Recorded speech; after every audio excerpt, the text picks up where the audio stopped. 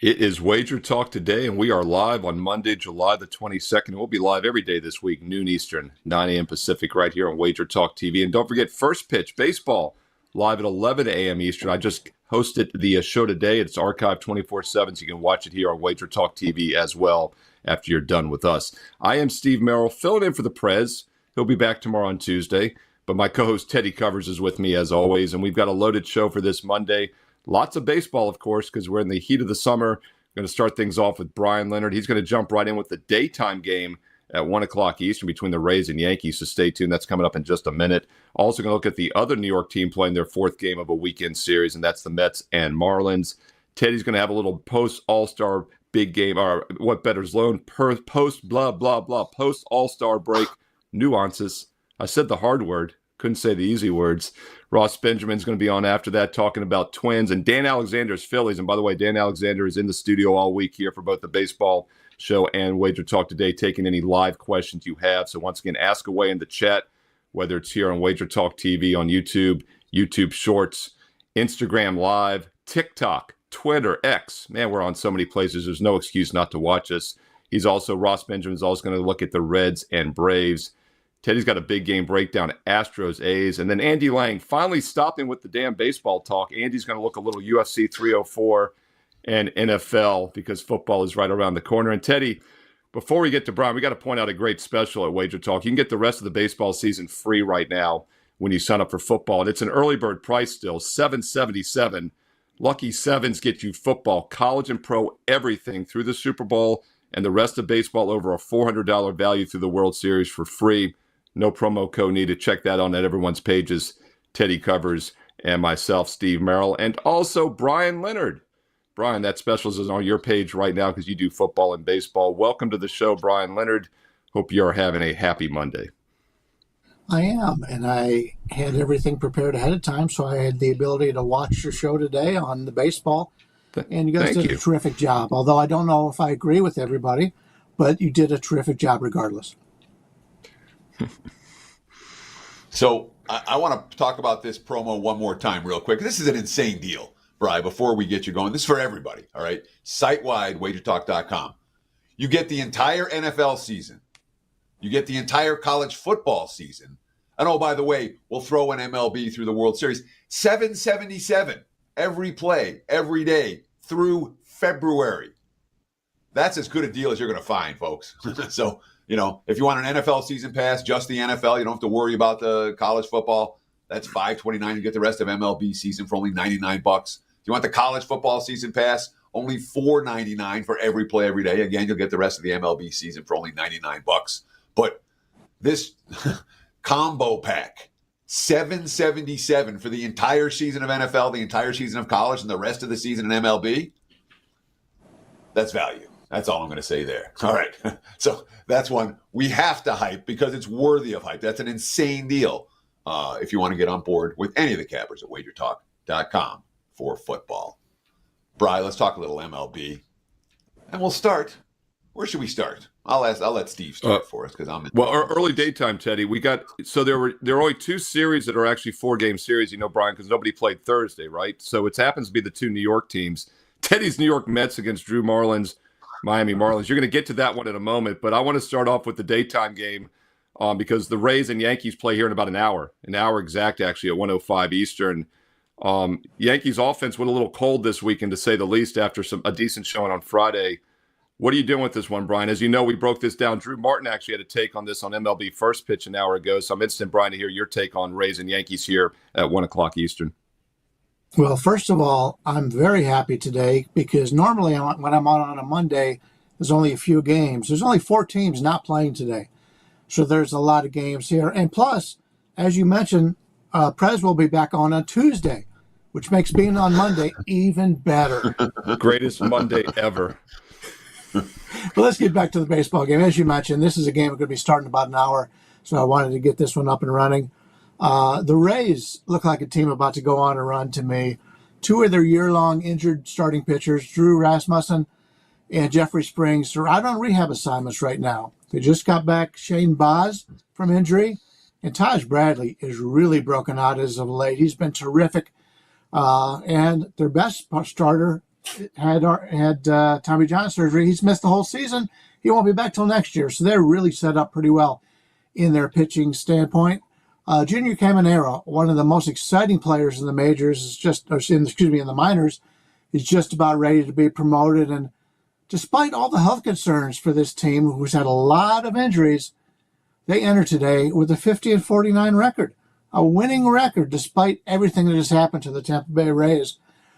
Zach Littell takes the hill today for Tampa. He throws 5 different pitches, including 2 different fastballs, which is something that has become real popular as of late. The pitchers that are throwing these 2 different fastballs are having a lot of success. I expect that to continue here for Zach Littell. The last 2 seasons, he's really cut down on his free passes. He ranks in the 94th percentile this year in walks.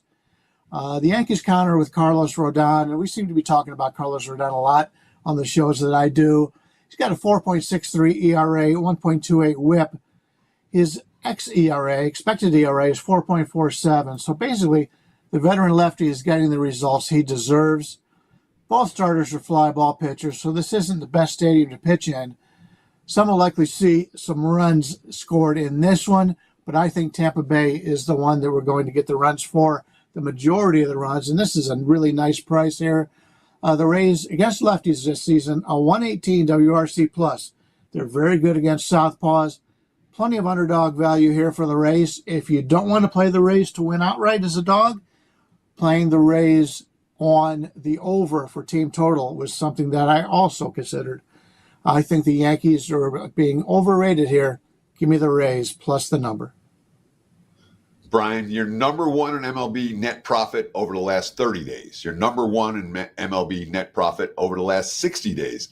Top 3 finish in MLB net profit last year. Clearly, you're seeing baseball pretty clearly.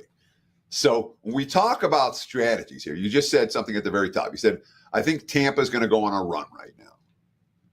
When you see something like that, as a bettor, are you thinking, I'm going to start playing the Rays every day until proven otherwise? I'm going to bet Tampa futures. I'm going to look for spots to bet Tampa. Talk about how you approach when you think a team's going to start winning, what the best way is to start betting on that team over the span, as you look to maximize your ROI when you see something correctly. Yeah, everything for myself comes down to the price. So it's hard for me to say, yes, I'm going to bet them every day if they're not in the price range that I want. Is there value on betting Tampa Bay to make the playoffs? I think there's a lot of value on Tampa Bay to make the playoffs. This is a team that can still get there. This is an excellent division, but a lot of teams have played over their heads. Boston's been a good team this year. Nobody expected that. Toronto's getting ready to sell the farm. They'll be done. But this team in Tampa does have a good future, an excellent future when you take a look at next year when they get everybody back. That's going to be terrific, one of the best starting rotations in Major League Baseball. And as we've seen from a lot of teams this year, we've seen it from the Dodgers, we've seen it from a lot of good teams, you have to have a lot of depth in the starting rotation. And that's what I look for when the season starts, when I make my season wins. I look for what they have down in the minors, and I knew they were going to get these guys back. Tampa Bay right now, I'm really surprised the way the season's gone for them with all the injuries, that they are able to fight it off and are still in this position. So the best of Tampa Bay is coming up. Unfortunately, it all depends on what the prices are. Bet them to make the playoffs. That would be my top bet in that regard. Currently 10 in the Ultra East. They're in 4.5 out of the wild card. So that probably is going to be their best venue postseason wild card bid if they can catch up. And that is Bryan Leonard talking early baseball. That starts in less than an hour here. A little bonus for the live viewers here on WagerTalk Today. And we touched on this game and many others. Don't forget on First Pitch also, which went live right before at 11 a.m. Eastern every day and archived 24/7. And another game we did talk about, Bryan Leonard, is the Mets and Marlins. And I had Drew Martin on. Of course, Drew is a Miami Marlin fan. He and Joe Ranieri make up the strong 750-plus person fan base, Drew told me today on the show. But the Marlins have vastly underachieved this season, and they really overachieved last year. They made the playoffs last year with a negative run differential. They won a lot of close one-run games. The year before they had not. Those things have kind of evened out. And right now the Rockies and Marlins are really the only two teams in the NL that are way out of the wild card picture. The Mets, of course, Teddy covers once again New York Mets. made their grimace run in late June. A little choppy in July. Big picture thoughts on these teams I'd be interested to hear as well, but more importantly, what are you doing with this game tonight on Monday? At first glance, you'd think David Peterson was having a very good season. He got a 3.09 ERA compared to his 4.35 career ERA, along with a perfect 4-0 record on the season. But you got to dig down a little bit deeper, and 2 runs higher, along with a 1.42 whip. He's putting a lot of players on base, and that's been a problem for him all along. He's in the 7th percentile in expected ERA. 93% of the league is better than he is in expected ERA. 6th percentile in expected batting average. 14th% in hard hit rate. He's got a 3.09 ERA, and he's got a 4-0 record. Just does not figure up to be something that I want to bet on. He's been a career 4A player. He's one of those guys that pitched solidly in the minors, only to struggle badly when he gets to the show.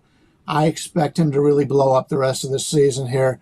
Look at the stadiums he's pitched in also. Washington twice, Texas, Pittsburgh, and his 4 home games. All pretty good pitchers' parks. And even with those pitching advantages, he's underperformed. Unlike his mound opponent, Johnny Serenas should have some positive regression. He has a 5.76 ERA, but his expected ERA is only 4.06. That's a 1.7 ERA improvement. So we're looking for him to have better stats in the future, whereas we look for Peterson to have worse. We take a look at his expected batting average. It's at the league average. His hard hit rate is 35.3%, which is better than league average. And he was hit hard in 2 road starts this year, at Philadelphia, at Cincinnati, 2 of the top 3 hitters' parks in the league. His other 3 starts, he's allowed to combine 6 earned runs in 15 innings. He's pitching in a good pitching ballpark right now in Miami, although as you mentioned on the earlier show today, that the team ERA for Miami is high at home. This is still a very good pitcher's ballpark. I like Miami here. I'm going to fade both New York teams on Monday. So let me ask you about this. I mean, you talked about the Peterson struggles and all these the Peterson's advanced metric struggles. The Mets have won every start that he's made since the beginning of June. But his advanced metric looks bad in all these pitchers' park. He's pitching in another pitcher's park today. So why are we worried about, that he's going to and we look at these 2 lineups. I mean, even if Miami has a starting pitching edge, even if they have a bullpen edge, like these 2 lineups are in different stratospheres, aren't they, Bri? Or is Miami capable of putting up runs in bunches now? I will point out that Miami does not hit lefties very well. That is the only drawback in this game from my situation. I think this Miami offense is starting to come around a little bit. They brought some of the guys from the minors up that are hitting well. No, they're not going to crush you in home runs. They're not one of those teams, and this is not a stadium that you give up many home runs. But take a look at the Mets. They're big power guys. Alonso's been very disappointing. We saw what happened in the home run derby, but that had more to do with his pitcher than it did for his hitting. But he is not hitting like he had in the past, the home runs. Martinez is a home run hitter. He's not hitting home runs right now. So the Mets are hitting pretty well as a team, but they're not going deep. And they're not going to go deep in this stadium very often.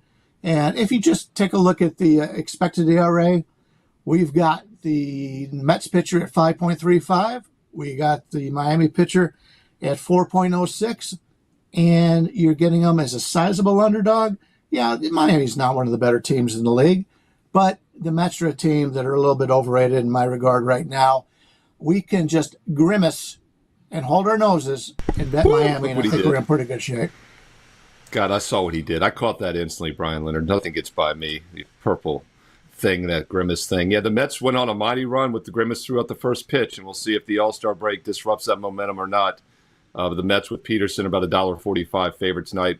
Bryan thinks the Marlins could be a little bit of a live dog. And one of the great things about WagerTalk.com is you can go to the home screen right now, the homepage at WagerTalk.com. You can see the last 3, 7, 30-day records. Click on MLB right now. You'll see Bryan Leonard has won 38 units the past 30 days. And look who's right behind him, Teddy Covers, sitting at number 2. I was number 1 about a week ago, so I was on that list. I'm not on it right now, but it's a long season. and I'm chasing these guys because they've been red hot here over the past month. But yeah, once again, you can see the records. They're transparent. They're on everybody's page too. Look, once the games start, our plays pop up. It'll say pending, and then it'll show win or loss for the last 20, and you can click on it to get the analysis as well. But Bryan, you're red hot in baseball, and Teddy's right behind you. You guys have been the two most profitable cappers the last 30 days. What do you have going for Monday at WagerTalk.com? Yeah, I've got 5 plays up right now, and they are set up there for the entire day for $19. $19 gets all 5 of our plays today. I may have more. I have numbers that I'm looking for, and if something runs into my number that I'm looking for, then I'll be able to play it. So I do add some as the day goes on. And Teddy talked about that great deal with football and also getting the rest of the baseball. A lot of success in baseball over the years for myself. Last year in college football, number 3 in net profit. So if you're looking for a football handicapper, I don't do preseason football. Just want to let you know that. But we've had a lot of success in that regard over the years. Last year, number 3. Really excited for this upcoming season. Yeah, once again, that special is available for everybody right now. There's no promo code needed. It's quite simple. You go to Bryan Leonard's page, Teddy covers, myself, Steve Merrill. You will see the football combo for $7.77, baseball included for free. Or if you want just college from one guy, NFL from someone else, you can still get that and add baseball for just $99. So it's a fantastic special. It's available this week only, starting today, right now, at WagerTalk.com. That was Bryan Leonard. I'm Steve Merrill, and this is Teddy Covers. And I mentioned, Teddy, you're seeing baseball pretty well as also. You've got a heater going tonight, a 4% best bet. And you're on a 4-1, 80% run since the All-Star break the last 3 days. What is the secret to handicap in baseball? What are some nuances you look at post All-Star break in MLB? Yeah, so we talk about it all the time. All the first half of the season, we all said, oh, it all changed in the second half. Post All-Star break is going to be completely different. And the most notable thing we talk about, late July and August, that's where you see the minus 250s, the minus $3, the minus 350s, those prices on a daily basis. The live underdogs aren't so live. The dead teams tend to look really dead. But that's not what you're going to see immediately after the break. Every team, well, except the White Sox. And the White Sox are worthy of some mention. You know, they're as hapless a big league as the team as you'll find. There's hapless teams I've seen since I think the 43-win Tigers back in 2003, or maybe that 51-win Astros team from 2013. I mean, Baltimore was 52 wins as recently as 2021. So it's not like teams can't go from bad to good fairly quickly. But the White Sox are pretty awful right now. They're in their own category, is my point. Most of the bad, mediocre teams, they get a little bit of a break during the All-Star break, and they come back a little bit less hapless. You know, Bryan Leonard just talked about it. The Marlins winning 2 out of 3 against the Mets this weekend. Detroit won 2 out of 3. San Fran won 2 out of 3. The Yankees lost 2 out of 3. The Phillies lost 2 out of 3. The Braves lost 2 out of 3. That's baseball. But it's worth noting, 3 full slates of games over the last 3 days, and only one team was a $2 favorite in any game during that span. That was the friggin' Royals, because they were playing the White Sox. Every other game all weekend was like minus 175, minus 180 or lower. Monday slate's pretty much the same. Give it a week or two. The dead teams are at their deadest in August. The elite teams can be profitable, even at minus 300 sometimes, as long as they're surging. And then everything changes again with the September call-ups. But that's not anything that stood out this weekend. We'll talk about that in 5 or 6 weeks. But for now, note, the dog days of summer are still ahead of us. And these cheaper prices to fade bad teams won't be quite as cheap a week or 2 or 3 from now. And that post-break energy surge starts to dissipate. So that's what stood out to me this past weekend. Steve, back to you, my friend. Yeah, and Teddy, I mentioned you're on that 4-1 run since the break. Well, I got to give you credit. Your 4 wins have all been plus money underdogs. So it's not like you're playing $2 favorites to pad the record. 4 straight underdog wins from Teddy on Friday and Saturday to start out of the All-Star break. Your only miss, the Oakland A's is a favorite, which is almost comical. So they had a 3-run lead about the White Sox. That made me crazy, yeah. Yeah. And, you mentioned the White Sox, so we got to point out something else, another nuance here over the next week, the trade deadline in about a week, so that's something to keep an eye on as well with some of these guys. Skubal going tonight as a road favored Cleveland team. He's on the trading block perhaps. And you mentioned the White Sox. First thing that comes to mind for me is Crochet. Garrett Crochet, a converted reliever, has been a fantastic starter this year for the worst team in baseball, has already pitched more innings than he has any other time in his career, and we're only halfway through. I think he's somebody the White Sox should unload and try to build for the future. But, Teddy, how much does that factor in? I mean, you got a team like the Blue Jays also who have been vastly underachieving this year. They could be sellers now at the deadline. Is it something you factor into your handicapping over the next week with certain players or teams? Toronto was the team that I was thinking about it in my mind. Yeah, if there's one, again, you talk about a team that had expectations, failed to live up to expectations, failed miserably to catch up to living up to expectations, and is now post All-Star break. They lost 2 out of 3, and they're likely to be, as you mentioned, jettisoning talent. I think Brian mentioned it a minute ago. So Toronto is a one-way team for me, at least right now. If I'm involved in a Jays game, it will not be supporting the Toronto Blue Jays. Not likely anyway. Yeah, that's something we talk about in all sports. The NFL, very rarely does a team toss the towel in college or pro football, but the team that normally you have to be careful with is a team that had playoff aspirations and then vastly underachieves because it's very hard for them to get up. Whereas like a team like the Oakland A's, they've actually played better at times this year than they expected.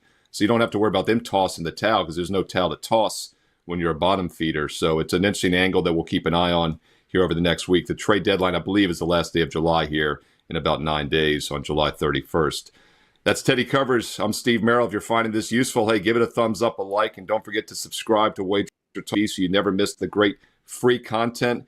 And if you click the bell as well, you'll get an instant alert when this show goes live at noon Eastern every Monday through Friday. And, of course, baseball first pitch is now earlier at 11 a.m. Eastern Monday through Friday here on the network. I'll be guest hosting this week. Dan the Man Alexander is in the studio every day for this show and the baseball show. He is grabbing your live questions, and we pop them on the screen when we see them. So if you have any questions, chime in on the chat on YouTube TV, on WagerTalk TV on YouTube, YouTube Shorts, Instagram Live, X, the live feed on X, and even TikTok before it is banned. You can watch us on TikTok as well. A big TikTok guy, this is called a great segue, is Ross Benjamin. I think Ross Benjamin. And we're going to bring him on now to talk some more baseball. There he is. Ross. I want to see him dance. I think show me the dance, Ross. Show me the dance. Yeah. Uh-oh. No, my dancing days are done, Teddy. But good to be with you guys, man. Coming back from a week-long vacation in New York City. Caught a few Broadway shows. Caught my beloved Yankees on Friday night. I caught them at the right time because they haven't scored a run since, I think. They won that game 6-1, Garrett Cole on the mound. So it was a great week off and ready to go again, guys. Yeah, Ross, they were a little ice cold offensively the last 2 days, and Bryan Leonard's fading them this afternoon in about 35 minutes here. He gave out a free play on the Rays. So we'll see if that all-star hangover, for Soto and Judge and the rest of a mediocre lineup, we'll see what happens with the Yankees here going forward. Got to talk about the Philadelphia Phillies, though. Dan Alexander, of course, it's contractually obligated whenever he's part of a show, and he is producing today that we talk about his Phillies. Hey, they're the best team in baseball so far this year. 3 of the 4 starters of the All-Star game in the infield were from Philly. They've got a couple great starting pitchers. They're the real deal, but I do wonder if there's a little bit of a hangover for them, kind of like maybe your New York Yankees here after the All-Star break with so many guys being involved, and they're taking on a feisty Twins team tonight. Twins-Phillies at a pick-em price, Ross. What are you doing with this one? Yeah, I mean, I like the situation here for the Minnesota Twins. I really do. I mean, look, Ranger Suarez, sensational start to the season, no doubt about it. Definitely still a contender for the National League Cy Young Award. But, you look at his last 3 starts, an 8.62 ERA and a 1.79 whip, and then you couple that with the fact the Phillies bullpen has really struggled since the 1st of July with a 6.27 ERA, and they're 29th in Major League Baseball, meaning their bullpen in terms of home runs per 9 innings pitched. So Phillies also have dropped 4 of their last 5 on the road. Bailey Ober gets the start for the Minnesota Twins. Certainly not a household name, certainly not a name that people are going to see when they look at today's card and jump off the board at him, but it's a name that I look inside the numbers, and he's got a 2.14 ERA and an 0.86 whip over his last 5, in addition to striking out 41 and walking only 6 during that course of time. And more importantly to me, on top of those numbers, is he's averaging 6.7 innings pitched per outing over those last 5 starts. The Minnesota bullpen, their whip has been very good since July the 1st at 102. They're the 3rd best team in Major League Baseball during that time when it comes to their bullpen strikeout to walk ratio. And this is also a Minnesota team since July the 1st a 351 on base percentage as a team, which is excellent. That puts a lot of pressure on opposing starting pitchers and relievers. I like Minnesota here, guys. I think I got them at minus 105. If you can get them at even money, even better then. But that's my pick in this particular matchup, Teddy. So when we talk about the Twins, they just played this wild series in Milwaukee over the weekend. 2 pretty intense games. They went 12 innings on Saturday, and then yesterday's was a 1-run game. The bullpen used extensively in both those contests. Is this something that you would be worried about here? Would you look at a first 5 only, or is a full game just fine? And we're not too worried about Minnesota's bullpen. Their depth is reasonable.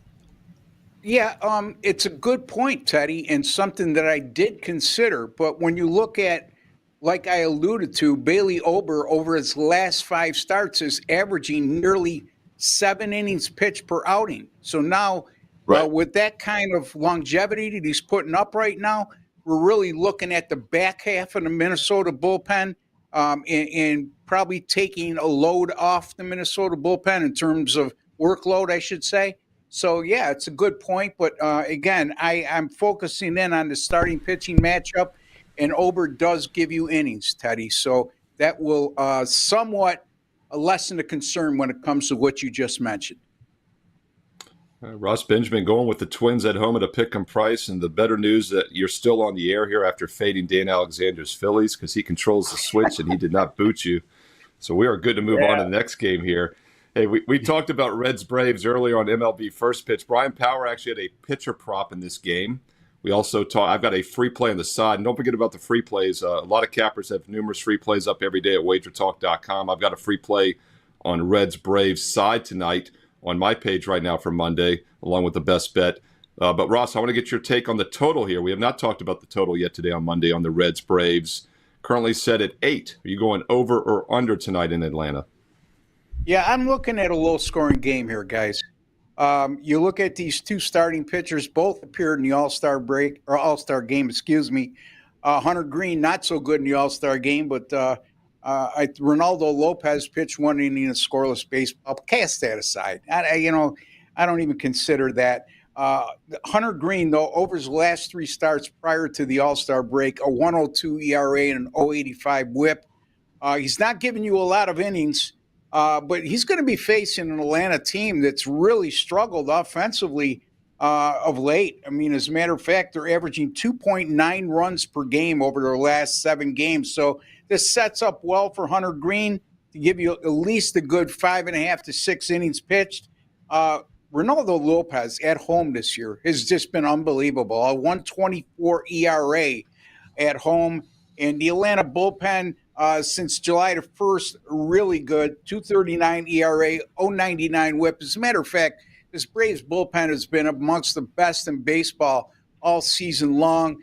Cincinnati's bullpen is not great, but they can do enough in this situation against a struggling offensive team in the Atlanta Braves. And it's really hard to say that because we think of the Atlanta Braves in recent years, Teddy. We think of this high-powered offense, puts up a lot of runs and exhibits a lot of power, but that hasn't been the case of late. And really, when you look at their overall numbers for the season, very disappointed in that regard. Of course, they had that key loss injury, so I'm sure that has a little to do with that as well.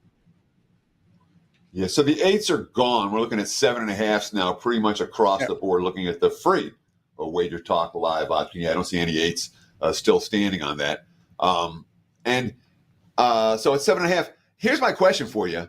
And again, this is all it's previous history, but every meeting between these two teams, actually they played 6 times and all 6 of them went over the total, all 6 of them had 9 runs or more. Does that ever factor into your equation where like the series history is pointing the other direction? Or is it a non-factor when you're talking about, hey, those games were played whenever and these games are being played now? No, it's a great question, Teddy. And yes, it does factor into my decisions. And if it was a different starting pitching matchup, of course, that would factor in even more heavily. But when I'm looking at the fact that Atlanta right now can't hit their way out of a paper bag, and you got 2 all-star caliber starting pitchers right now, in Atlanta's bullpen, how good they've been, I really you have to leave something out anytime you handicap a game, right? Very seldom are you going to find 10 good points and not find 1 point that worries you a little bit. And the 1 point that worries me a little bit, the starting pitching matchup, supersedes that. So hopefully I answered that to your satisfaction. Yeah, Ross, that's what I've always said. There's no 100% plays, right? So we could have a 65% edge. There's still 35% that's going to concern us on something, right, Teddy? Well, if I'm ever handicapping a game and I'm making 10 points for one side and I can't make one for the other, I know the one side's a loser. Yeah. There's no, the bullpen's going to melt down. Something's going to happen, It almost felt like that with A's Angels yesterday. It felt so easy that I'm like, something's going, and then, of course, there was an A's bullpen meltdown that cost me that W. Yeah. So it happens. No, you're exactly right. I mean, I've said that before. If you also, you and I are pretty selective. We have maybe 1, 2, 3 plays a day. When I have a list of 7, 8, 9 games I really like, then I'm not seeing things clearly because I'm not a high volume guy, and that's something else. You're not in that zone, and if something looks too easy in life in general, we know how that normally turns out. Ross, before we let you go, though, we got a live question in the YouTube Shorts. Jacob Scubert's asking about the Guardians, so that's the Tigers-Guardians game. But big picture, I just want to ask you, we've got Scooble on the mound tonight as a road favorite, obviously the weaker team against the better team, but the better pitcher. And Teddy and I touched on this trade deadline right around the corner. Scooble's definitely a guy that's getting some talk, from a non-contender maybe being moved. First of all, any thoughts on this Tigers-Guardians game for Jacob in the live chat? And if not, or if you want to kind of parlay that also to how you handicap the next week with the trade deadline.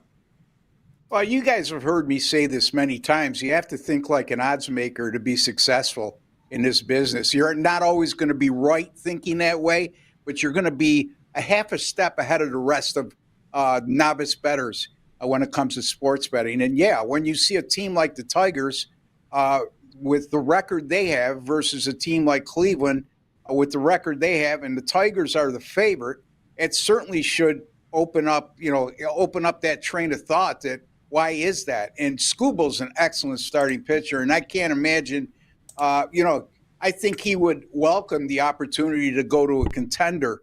And a lot of teams would love to have him right now. I hope my Yankees make a pitch for him, as a matter of fact. But then Carrasco, I believe, is going for Cleveland, if I'm not mistaken. Steve? Yeah. Is that correct? Yeah. Yes, Carrasco's the starter. Correct. Yeah, he's pitched a little bit better of late. But, his overall numbers, he's not a guy that I place a lot of faith in. Let's put it this way. And especially if he's opposed by an elite starting pitcher like Tariq Skubal is. Yeah, and Skubal, when it comes to the trade deadline, there have been rumors. He still has 2 years on his contract after this season. The Tigers manager A.J. Hinch made it very clear. His quote about selling at the trade deadline, quote, "I want to buy." I don't think Skubal's going anywhere. I agree. I'd be very surprised. I agree with I agree, Teddy. I agree with you. It feels to me a lot like, look, every beat writer needs a story every day. Skubal trade rumors, we got stories. Ross Benjamin, you have been crushing it. And I mean crushing it. Let's talk about what do we got? Stuff. You put a list of streaks up there, and I can't even get through it, dude. Highlight some of those streaks. Talk about how you've been rolling for the Clyde. Pick one of your hot streaks. Yeah. Well, we were talking about football, and just to let you know, folks, you can get down early on our football specials that Teddy was highlighting earlier. My college football last year, I finished 62-42. Actually, it goes back to a specific date of September 9th of last year, and that's good for over a $4,000 profit. And also, my Major League Baseball weekday picks, I don't know, Teddy, these weekend picks for whatever reason aren't clicking. I'm sure it's one of those things that we all go through at times. My weekday picks in Major League Baseball on a 9-1 run, my weekday totals in Major League Baseball, 50-28, good for 64%. All of my weekday picks since July 28th of last year, up $9,838, and all my weekday totals since August 4th of last year, up $10,641. So yes, folks, a lot of good stuff going on right now. I mentioned weekday. You must think I suck on the weekends, but it's just, it all evens out over the long run when it comes to that. We'll get that going as well. Well, hey, Ross, all seriousness, I've talked a lot about this recently. I think Sunday's the most random day of baseball because there are a lot of early daytime games. It's getaway day for almost all the teams. So even though that might sound strange to some people talk about weekday versus weekend, I think with baseball, there is a difference on Saturdays and especially Sundays. So there is something to that. And as a handicapper, I sometimes tread a little bit lighter now on Sundays for that reason. So I think it makes a lot of sense. And regardless, you want to follow Ross, he will be doing football standalone videos this fall. He's done a lot for the NBA playoffs, as I did. And this coming fall, we're going to have a lot of content here on Wager Talk TV, and Ross will be a big part of that. That's why he is exclusive now on WagerTalk.com. So looking forward to seeing that. Click subscribe, click the bell as well so you never miss the free play videos when they pop up. That is Ross Benjamin, ladies and gentlemen. Teddy, we're going to get to Andy Lang in a moment. And don't worry, we will break up the baseball talk with Andy. We'll have some NFL and some UFC. But you're going to finish us off with the baseball talk here, the big game breakdown. This is also your free play tonight at WagerTalk.com. Check out those free plays as well. But you're talking big game breakdown, Astros and Athletics for Monday night. Absolutely. Big game breakdown time. The Houston Astros road favorites at the Oakland Athletics. Right now, look at the free Wager Talk live odds screen. We're seeing Houston minus 140, minus 145 on the road. Total 8.5 juice to the over. We have seen pretty heavy over money since this line opened last night, and I agree with that assessment. The A's 3-0 to the over since the All-Star break. 5-0 to the over, their last 5 dating back before the break. They scored 13, 10, 16, 21, 16, flying over the total. 5-0 to the over, their last 5 at home, every game, 9 runs or more. The Oakland A's are third in WRC plus over the last 30 days. This offense is clicking, all right? The lineup is hitting right now. They're getting productive at bats and consistent production. It's not like they're having these, scoring 10 runs one game and 1 the next. It's been at least 3, 4, 5 runs on a night-in, night-out basis. So, of course, the A's have seen Spencer Arrighetti twice already this season. They hit him both times. 10 innings, 10 hits, 5 walks, 5 runs. Arrighetti in trouble repeatedly in those 2 contests. Of course, Arrighetti's a guy who has a 6.70 road ERA, more than 2 runs higher than home. He's 1-5 on the highway. Like so many young hurlers, don't necessarily want him in hostile environments. And the Astros 0-3 with him on the hill in July, 2-5 the last 7 starts. You can certainly make a case for the A's as being live underdogs against Arrighetti in Houston today. That being said, the Astros lineup got to Bryan Wu yesterday, and Wu's been great. That's a real positive sign for Houston. Hogan Harris is no Bryan Wu. You want to talk about a pitcher who's been in trouble in every inning? His last 3 starts, he's given up 10 walks and 18 hits. He didn't finish the 4th inning twice. He didn't get it out of the 5th the other time. And yet he's only given up 8 runs. So he's literally been in trouble in every single inning that he's been pitching over his last 3 outings. And he's worked his way out of a bunch of jams. If he does that today, maybe the game stays under. But I'm not convinced that Harris is someone that Houston's not going to be able to hit. And the A's bullpen showed us again yesterday why they can't be trusted. A 5-2 lead in the 8th turns into an 8-5 loss. 3 different relief pitchers came in and were ineffective. They can't get to Mason Miller. He's only 1 save since June 22nd. Look for the over tonight in Oakland. I think these 2 teams get to 9 runs or more. And I wouldn't argue if you want to take a look at the A's at the plus price in this one. There's your big game breakdown. Back to you, Mr. Merrill. It's Teddy Covers, and once again, he's on an 80% run since the All-Star break. 4-1, his 5 plays, and all 4 have been outright underdog winners. You might want to check out his 4% strong best bet tonight for Monday at WagerTalk.com. I've also got a strong 4% baseball play going tonight as well. So check us out, and don't forget you can get us free, both Teddy, myself, and every other capper. When you buy our football package right now, you get a substantial discount, 777 for all college and pro football through the Super Bowl, and you get to add the rest of baseball, which is over a $400 value, for free. You make money by saving money. This is how you invest. This is a great time to buy low and invest and capitalize on the entire football season and baseball along the way. No promo code needed. Every capper right now, this week only, WagerTalk.com. Andy Lang, you will be with us this Friday, but we like you so much, we're bringing you on Monday here on each end of the week. And little birdie just told me I might be guest hosting Friday, Andy. So you get double Steve, double Teddy, double Andy this week, which is always nice. Kyle Anthony will be on Thursday, by the way. He'll be talking UFC 304. Andy, you'll be on again Friday. But let's get a little sneak peek here while we have you on Monday. Main event, of course, is Edwards Muhammad, but you're going to look at something on the undercard here for UFC 304 this Saturday.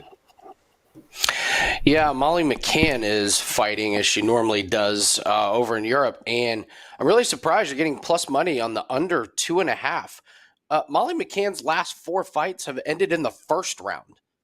Like she's an under machine, and the last 3 have ended by submissions. She knocked out Hannah Goldie, so there's been KOs and submissions. She's ultra aggressive. She just pushes forward and really forces the issue. The crowd gets really behind her. She gets hyped up, and she's fighting Bruna Brasil. And Bruna Brasil's last couple UFC fights have gone the distance, but those were against like wrestlers and fighters that like to clinch. This is not what Molly McCann is going to do. Before that, Bruna Brasil actually got knocked out by Denise Gomes. And on Contender Series, she knocked out Marnik Mann. So we know that she has a susceptible chin, but she also has knockout power herself. So I'm really surprised at this plus money on 2.5. Molly's going to come out like an absolute cannon. She's going to try and end it early. And if she doesn't end it early, she absolutely could get finished herself, as she's lost to a couple submissions. So plus money on under 2.5 in a Molly McCann fight. I'll take it all day. So what are the markets seeing here? Because this is one of these scenarios where you're like, look, each of the last 4 fights for this fighter ended in the first round. You know, she's crushing people, and yet the markets are, 2.5 juice to the over. So, I mean, where did this line come from, and why is it as high as it is? Or are they just trying to split the difference between one fighter that's been going the distance and the other that's been playing these first round knockouts? Talk to me about how these totals get set for UFC. I would love to have a really intelligent answer on how they set the lines on some of the totals.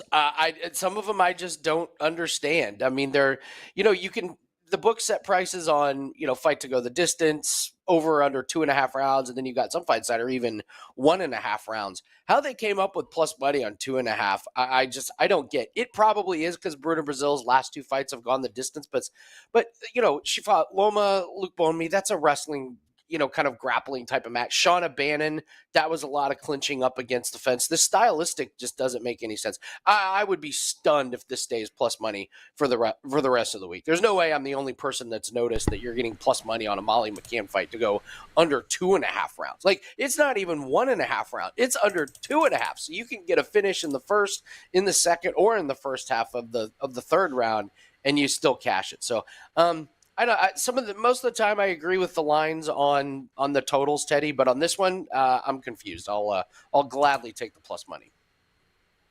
It's Andy Lang talking a little UFC 304 for this upcoming Saturday, and of course, Andy will be back with us on Friday live here on WagerTalk Today, and he might very well have a little bit more UFC. We shall see, but he covers darts, lacrosse, all these crazy sports. You even cover a crazy sport called the NFL.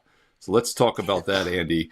Give us a little. He is the prop master, by the way, for those of you that are new to WagerTalk TV. Andy, a little preseason futures prop, not a preseason prop, but it's a futures prop here during the preseason. Player props, these are fun. Gives you something to root for all season, right? 17 games. You got a particular team or player you can follow, and you're going to look at Deshaun Watson. I find this one very interesting because he's obviously not only a controversial guy, but a guy I think is very tricky to handicap. What will he do this season? Will he be a big part for that team, or is he a guy you're looking to maybe fade? I'm looking to fade Deshaun Watson. I like here in Indianapolis, man, when they drafted him, I was just like, oh my God, here the Colts get to face Deshaun Watson twice a year for the next decade. Now his career is completely turned around. I'll take his under 3,300 yards passing under. This guy played 6 games last year. He's coming off a bad shoulder injury. And when he did play last year, he played in 6 games, only threw for 1,115 yards in the total of those 6 games. You add that up, even if he played 17 games, he's not on pace to get over this 3,300 yard. And then you look at his career, and the last 2 years in the 12 games that he has played for Cleveland, he's averaging 6.5 yards per pass net, way below what he did in Houston. So I'm just not seeing where the production comes from Deshaun. And this shoulder injury just makes me really, really nervous. And Teddy, like we always talk about, one injury and you miss a few games, and it's just going to be impossible to get the over here. So not sold that Deshaun Watson is healthy. I'm not sold that he's going to be productive. So a lot of signs point me towards the under on this one. So when we think about what Cleveland wants to do offensively, in theory, there's supposed to be a lot of Nick Chubb, but Chubb was hurt last year. I don't know if he's going to be anything like the back that he was coming back. There may be more pressure on Watson this year to throw the football around. And obviously, we know that he's capable. He had 3 consecutive years where he wasn't hurt prior to the stretch. Again, we haven't seen a healthy Deshaun Watson since 2020. But the 3 years, the 3 years, 2018, 2019, 2020, flew over this total every time, had the makings of an elite NFL QB. Are you worried at all that we see that Deshaun Watson this season if he's healthy? Yeah, it's a good point about Chubb. What a brutal injury. I'm not sure he's going to be, that effective moving forward, and they're a little bit light there at running back. So, yeah, maybe they do ask him to throw a little bit more. I'm just not sold that he's going to be able to do that. He hasn't shown to be a premier passer since in Houston, so maybe he has a few more pass attempts, but in the end, you're right. Cleveland wants to run the ball. Maybe they just stick to it a little bit more. So, you look at some of his pass attempts and completions in the game, 20, 19, 27, 22, 16. Those are his completions. Even if he goes up a few in there, with the risk injury of the injury risk injury, I can't get there on the over, even if they do ask him to throw it a little bit more this year. Andy Lang talking a little football prop for the coming season. I like the Deshaun Watson prop. He's obviously going to be a key figure in the NFL, and especially for the Browns. And yeah, you think of them as a good defensive team, maybe a run-based team, but I think the running back situation is going to be the key if he has to throw more. And you also have to wonder, do they play from behind? Are they going to be a winning team? That comes into the equation too, if you have passing yards or not. Jameis Winston, by the way, is now on the team. He's the backup heading into the preseason. They picked him up. So there is somebody they could bench him with that has some NFL experience if needed as well. But, Andy, as you know, with the injuries, you always have intrinsic value with futures, whether it's season win totals or anything with the under, because it's kind of priced to how it should play out. And if something happens, is there an injury or there's a bench situation, some definite intrinsic value there to the under 33.5. There'll be no pushes, 3,300.5. Total passing yards. Kind of love that. Don't get hooked. I just love that. I love the 0.5, right? They're not going to hold your money for 5 months and have to give it back on a push. You're going to win or lose, damn it, with these future plays, and they all got a half. And Teddy, that season win totals all have a half for that same reason, right? I don't think in 20-some years I've ever seen a whole number. Yeah, season win totals have whole numbers all the time. I've had numerous handful of pushes over the years. Yeah. I guess that's true. But my point is, they try to set them though in halves, I think. They might, they kind of migrate to wholes, I guess is my point. But you're right. Yes. They'll end up migrating their way to a whole number based on the juice. But that's the thing with futures. They're holding your money for 5, 6, 7 months, right? So they want to try to get a result on the sportsbook side as well with those half points whenever possible. Hey, that's Andy Lang. He is the prop master. He covers those off sports, which is a great way to diversify your bankroll. Look, he does the NFL as well. But Andy, I know you do incredibly well with some of those sports like darts, lacrosse, UFC. Tell us what you got going on at WagerTalk.com. Yeah, we hit our 5% play of the week last week. Again, that's a 9-2 run on these plays of the week. We've got our cross-sport parlay of the week that's up right now. 9-2 run on those, plus 83 units this year. So the bankrolls are just, they're very, very happy right now. Number 1 in July, we're up 37 units just in the month of July. So we're running really, really hot in these sports that may be a little bit off of everyone's radar, but we had a big week in Formula One. We had a great week at the Open Championship. So these sports that we cover are just really, really on fire right now, and we look to continue it this week. So, but it starts with that 5% parlay. You can grab that. Like I said, 9-2 run. We're number 1 lifetime, number 1 this year on those. So grab that, wt.buzz/AL over at WagerTalk.com. Yeah, and the live chat is pumping with you on, Andy. Abid, Eric D, Ray D'Amico, Tyler. They're all singing your praises. They're also talking about the road to the millions. It's been a fantastic series here on Wager Talk TV. So once again, hit subscribe, hit the bell as well, and check out Andy Lang, not only here on Wager Talk TV, but also WagerTalk.com. A great way to diversify your bankroll. All right, Teddy, that'll do us for Monday. Prez will be back tomorrow on Tuesday, but don't worry, Teddy. I'll be on the show tomorrow as well, so I'll be here to keep him honest. And we also will have a special $2 Tuesday capper. I'm not the $2 capper. He'll be on first, but then I'll be on afterwards. So you have to stay tuned to find out who that is. But I will be on tomorrow, and then I'll be guest hosting with you again on Friday. Teddy covers Red Hot Baseball, 80% since the All-Star break. We both have best bets tonight. We both have free plays as well. And most importantly, you can get us and any capper entire football season, get the rest of baseball for free right now with that $7.77 special at WagerTalk.com. Teddy, I will see you again tomorrow. Take us home. I look forward to it, Steve. And that's going to wrap it for the Monday edition of Wager Talk Today. 9 a.m. Pacific time, noon for you back east each and every weekday right here on Wager Talk TV. Between now and tomorrow's show, enjoy the games and best of luck with all your bets. Cheers.